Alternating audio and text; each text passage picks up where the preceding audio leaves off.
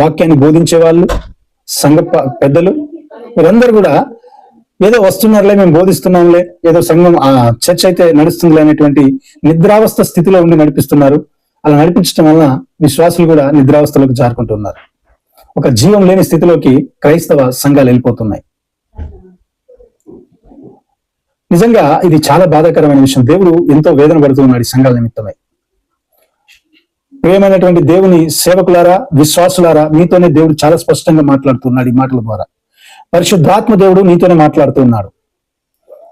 నీవు కూడా నీ సంఘాన్ని ఒక ఉద్యోగ రీతిగా, నా ఉద్యోగం నేను నడిపిస్తున్నానులే, నా ఏదో జీవనోపాధి నేను నడిపిస్తున్నానులే అనేటువంటి ఉద్దేశంతో ఉంటే దేవుడు నిన్నే హెచ్చరిస్తున్నాడు.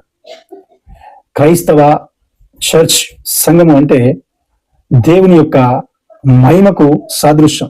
బలహీనమైన వారిని బలపరిచేదిగా, దుఃఖంతో ఉన్న వారిని ఓదార్చి